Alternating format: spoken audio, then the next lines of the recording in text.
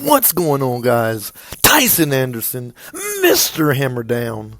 Listen, I'm right here at my local Tractor Supply, and I'm browsing or perusing different aisles, just looking at different dog foods here. And I said, you know what? Let me grab out or pick out or point out a couple of different dog foods. So here, Untamed Wild River recipe. Some people feed this locally, believe it or not. I don't. I've never fed it. Don't know much about it. The wilderness of Blue Buffalo puppy. I think they've got another one in here somewhere. It's not the one I was looking for, but I'll choose this one. Taste of the Wild. Some guys believe in that as well. To each his own. I've tried this, being the Victor Performance. It held the dogs fairly well. I'm not choosing any dog food out of all of these to tell you guys which one to choose. Sports Mix, where there's Stamina, the blue bag of Sport, which is down there, the black bag. Let me see, the regular blue for adults. They actually have something like a performance, but it's not exactly a performance. For health, I've heard some guys, believe it or not, say that they've used that as well. And I was actually looking for.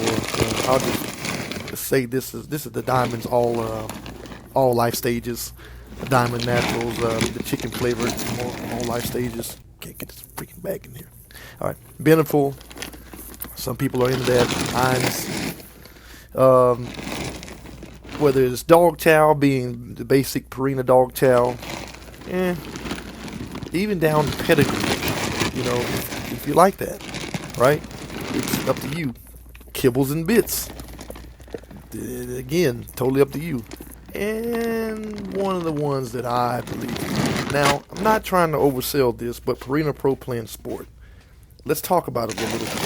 When looking at dog foods, the main thing I look at, I always love to look at the packaging, but the first thing that this helps decipher between dog foods is definitely the label. You've got to look at that.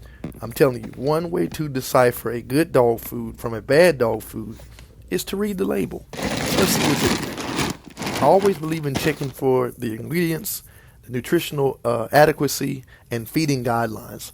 So here, chicken, corn, gluten meal, brewer's rice, animal fat preserved with mixed, I'm not even going to attempt, form of glucosamine, whole grain corn germ meal. Now, obviously, I don't feed this particular one. I feed it grain free. And, as you look at the different essentials that are in dog foods, you need to know what makes a dog's poop loose. You need to know, or stool loose, what makes it side. It could be a combination of worming or needing to be dewormed. It can be a combination of the wrong food or certain ingredients that's actually inside of the dog food. A lot of things, but one of the main things I like to do is I took this dog food here. This is actually from the grain-free. I didn't obviously cut a bag open. This regular formula that I have here is one of the old formulas. I actually have the new formula in a different type of packaging, and I like to check the density in it. I like to see the greasiness in this. That's why I'm rubbing my fingers together. I like to smell it, and believe it or not, I've even took a couple kernels in and tasted it, over the years.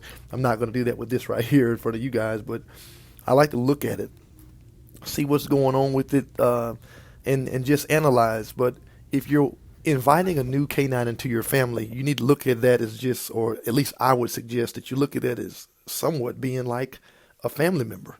And see here, our very own Anderson's Black Bart, he's fed the 30-20 performance of Purina Pro Plan Sport. Now, again, I'm not going to suggest you guys do anything that I don't do.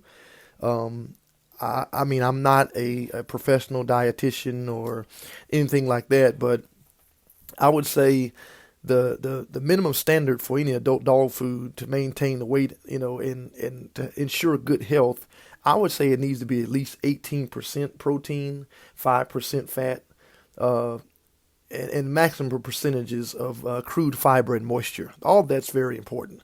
But the main thing is what dog foods should, I would say, try to lean more toward is trying to tell you or trying to give you that reassurance of digestibility. because we can say anything on these bags, and I'm not throwing anybody's choice of dog food under the table, but we can say anything underneath the bags, underneath the labels. Digestibility is everything. How much of this food is your dog actually digesting and consuming and using, and then how much is this dog actually stooling out? How much waste is going to continue to come out or be discarded, excuse me. And that's what happens. Our bodies as humans, we take in what we need. We get all the essential nutrients out of whatever it is that we consume, and our bodies break that down. Obviously, that also goes into consideration of how much we chew, how well we chew our food. That's why they tell you when you're young, chew your food. If you just chew it 1 or 2 times and you swallow it, I mean, obviously, it's going to change the smell in your food, in your stool. It's going to change the consistency in your stool. I like a good tapered stool, and I won't get into that in this particular segment as far as what things to look for or what to look for, the pros and cons of a good stool. But most dog foods are anywhere from 21 to 23% protein, probably about 12% moisture, I do believe, and I think 10% fat, something like that.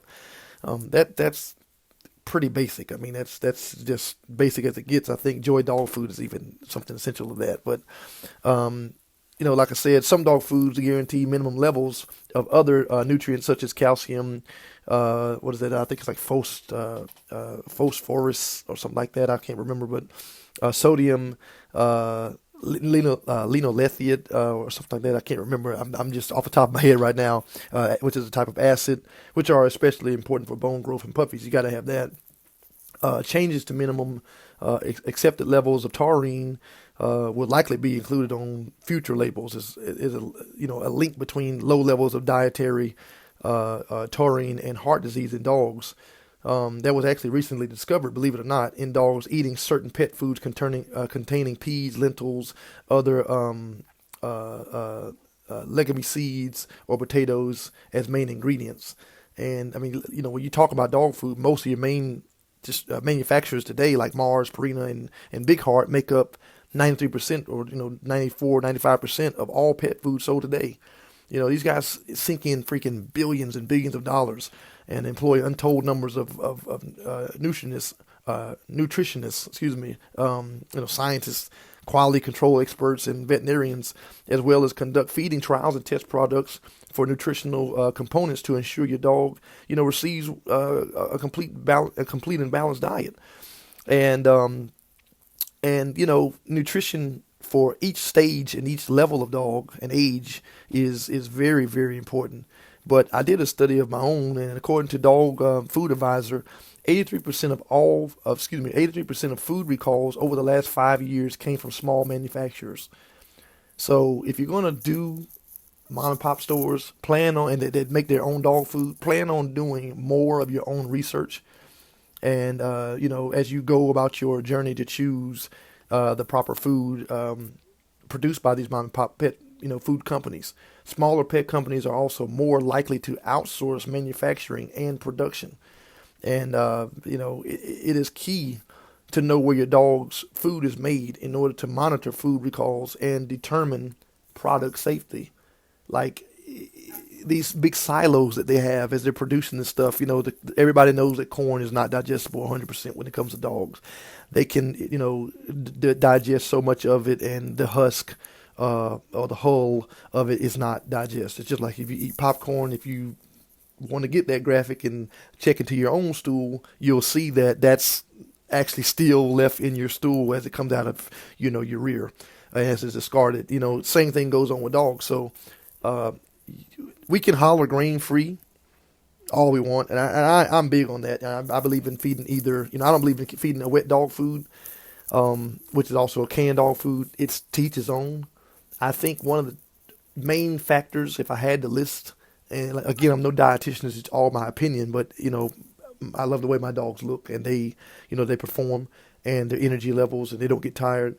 I would say, or as easily, I would say, find a dog food that's within your budget, and feed the absolute best dog food that matches your budget to the maximum level of that budget. So if your budget is X amount of dollars, let's say $18 a bag or $18 a month, and that's all you have, I would maximize and get the maximum of that. I wouldn't fall around the medium or median, and try to sucker my way out and save a couple bucks, because again, these are live animals, and if you're anything like me, you care about them like as if they were your own children. Of course, they can't compare, but just saying. I also like a raw meat diet.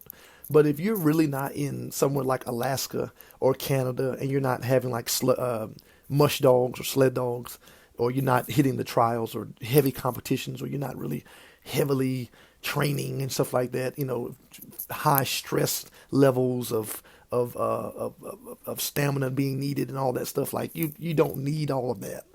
Because whatever your dog does not use, you got to think that stuff is just going to sit in his kidneys, his liver, and his digestive tract. Is just going to stay there, and you're going to burn that dog's body completely up.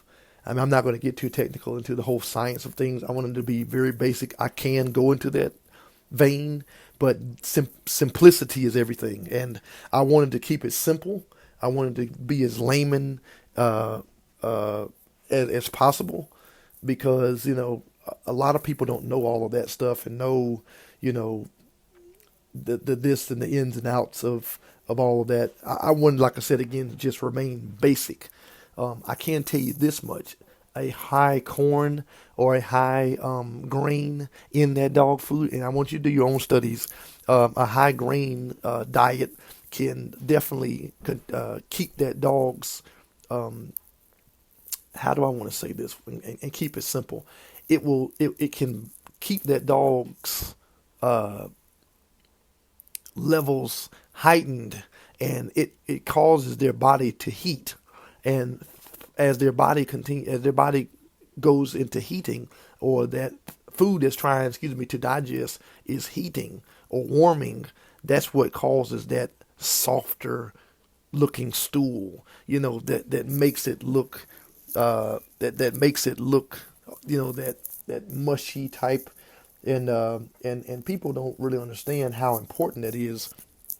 But it is very important. You want a very solid stool, and that is the main thing that I look at when I'm feeding. That's the main thing I'm looking at when I'm cleaning kennels. And people sometimes, sorry, I was actually answering the email. People sometimes don't believe in looking at that, but that is very, very imperative. And if you don't pay attention to that might, that might be a problem. Normal, soft, runny. You want to pay attention to that. And most dog parents, they have a high tolerance for being, grossed out. But believe it or not, we are expected to clean up after them. So as you clean up after them, because they can't clean themselves, those are the times that you make your basic assessments and, analysis. Make those basic evaluations. As you pick up those dogs' stool, you can see what's going on. You can tell, And I think if, we look at what's considered normal stool, normal healthy dog poop tends to be firm and just a little moist. Not trying to be too gross, but you should be familiar with your dog's normal stool. The main reason so that you can monitor any changes.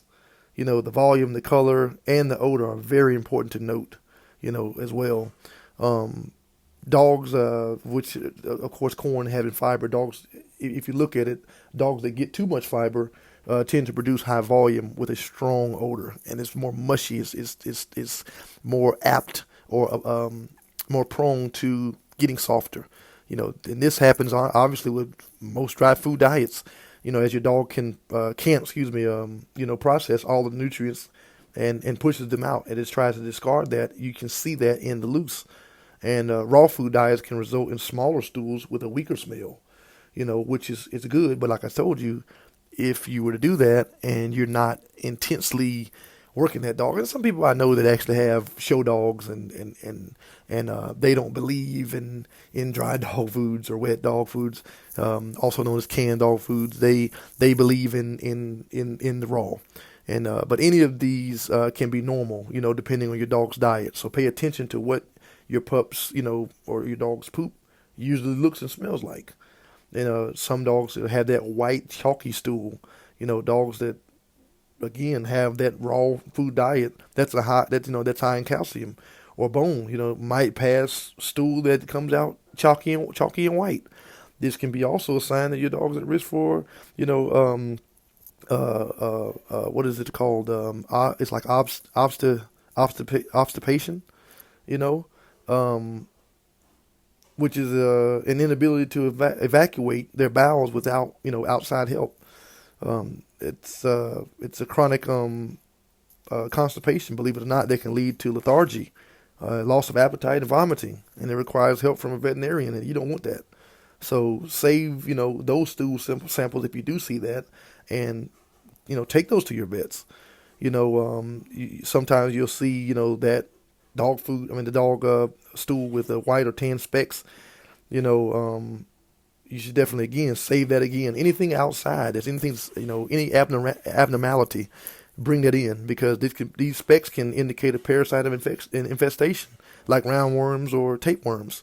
And if you have a good vet and a great relationship with them, and they obviously are fluent in that department of study, of dog or cat, whatever, your vet should be able to detect these things before you see evidence in your dog's stool. They should know. Which is why, again, guys, you should always, always, always, go in for regular checkups. Mine, they're every month, literally, and I think, I would go through all of them from the black and tarry, green and yellow, or red type of stool, obviously, poop that is black, tarry, and all that good stuff, or red even usually indicates bleeding and can be a sign that are problems of the intestinal or anal area, which also could be an infestation of some kind of parasite. It can mean anything from an injury, to the GI tract, to even cancer. And again, you got to keep those dogs in the vet.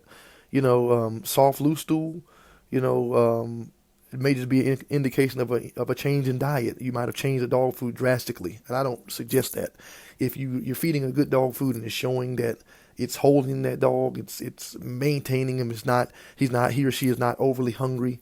When you go to feed them according to the guidelines or however the dog food is telling you to feed or however you are led to feed, when you change up drastically like that, or if you're feeding one, let me go back. If you're feeding a good one, stick with that. Unless you're seeing, okay, this dog is needing more. It's still a little hungry. It's just like a baby, it needs to put the little cereal in there. The regular milk is not holding it. It need to add something with it, and so forth and so forth. Then, of course, gradually change. But if you're changing dog foods over, I'm like I said, again, no vet, no dietitian, but if you're changing up dog food, don't change that suddenly because you're going to see a drastic change, and it puts stress in the GI tract, believe it or not. It puts stress, and that's one thing that you can research on your own because I've done mine. It stresses the dog's GI tract out. Okay, dogs' intestines are very sensitive, just like that of humans or anybody else's. I think we can change up a lot of different things because we're not going to eat the same diet every day. Dogs do. You can feed kibbles and bits for 10 years, and then all of a sudden go to Purina Pro Plan. It can be the best dog food, or whatever dog food you like. It can be the best dog food out there known to man or known to you. And if you drastically change it up, guess what? That dog stool is going to be very soft, very loose. And, it's just bad on the dog. It's high stress on the dog. But I want to cover this. A soft stool or loose stool can also indicate giardia, which is another intestinal parasite. And you need to know these type of things. That's why I keep a bottle of Albon on hand because it's good to alter and combat giardia, along with other intestinal type of things, intestinal parasites or infestations or inflammations or whichever, however you want to say it.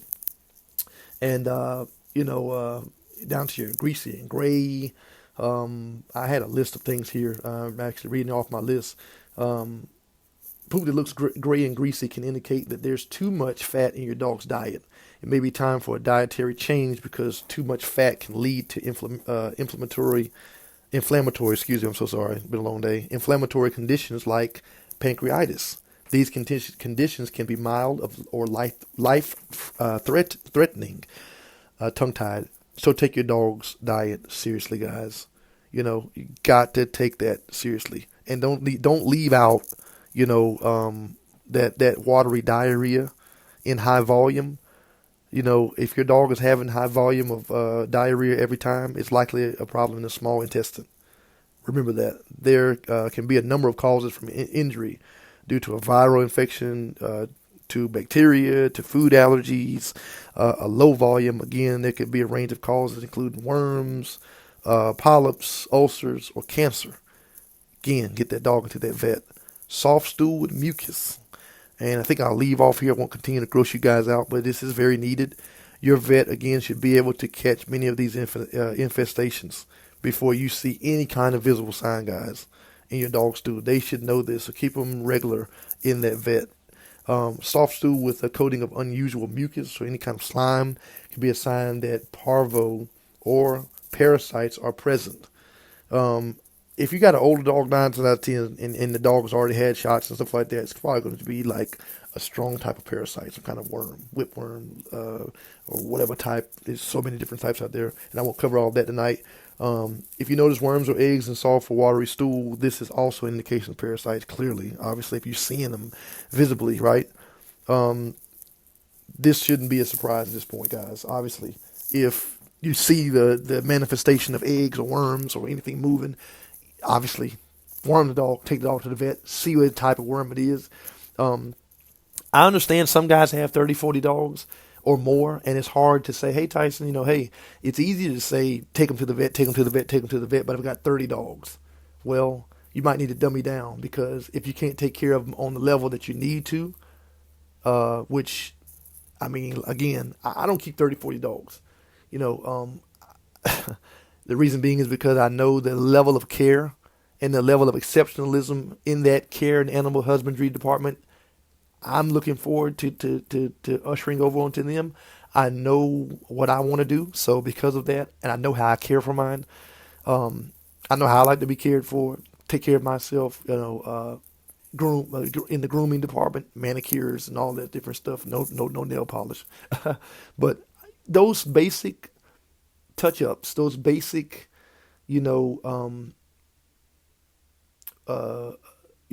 assessments. I'm trying to think of a word. That basic maintenance, is very, very crucial, very vital, and very critical to the health curve and the lifespan and longevity of that field companion. How many of you guys have had dogs live 15, 16 years old? Not many. Not many, right? Most guys' dogs are dropping dead 9, 8, 10, 11 years old, and they're walking out to the pen, dog's dead. What's going on? I don't know what's going on. Well, mainly because the dog only went to the vet 3 times in 10 years. That might be a problem. That might be a red flag. We aren't vets. We're backyard guys. And some of us have been in this thing 20, 30, 40 years. And you do know some things. You do know, if a dog's breath is like this could be this. If a dog's eyes are yellow, this could be that. If a dog's gums are pale, it's because of this. If this over here happens, it's because of that. How to check water levels, knowing how to run penicillin, how to administer amoxicillin, how to do, dexamethasone. Those are basic essentials. But the things that when it comes to dietary supplements or digestive tracts and stuff like that, I haven't went to school for this, so I can read and note all day. But it doesn't replace the professional tier of gathered information and assigned criteria to the brain that has been, like I said, just locked and stored in the membrane of those college professionals that have left out of college and proceeded to college or proceeded after a college pursuit of furthering their education and inclination of know-how and know what, and going forward into being a vet tech or a vet tech assistant or whatever, and getting that base of animal husbandry from a professional level, right? We're not going to be anything comparable to those people. And that's why it's so important that you know the basics, in going into going into the feed store and looking at that label, all the way down to taking the dog to the vet, and you and that vet going back and forth and understanding, one another, and having a relationship amongst the 3 or 4, 20 or 7 or 32 of you all, because that is so, so paramount. But guys, I won't hold you guys any longer. I just felt the need to come on and say that. I've been actually doing a lot of soloing here lately. And, the dogs that I'm soloing now, I did show you guys in the beginning. I don't want to continue to show that now because I just want to let you see where they're at. Some of these dogs are going to be campaigned, and for the sake of the clients, I don't want to continue to show exactly where the dog's learning curve is right now. So, but that's why we haven't been on. So, stay tuned, guys. Stay tuned. Stay tuned. Stay tuned. We will be back for more, and I don't know what I'm going to be coming on with next. I have probably about a good 80 some or almost 90 different things topics to stay relevant with.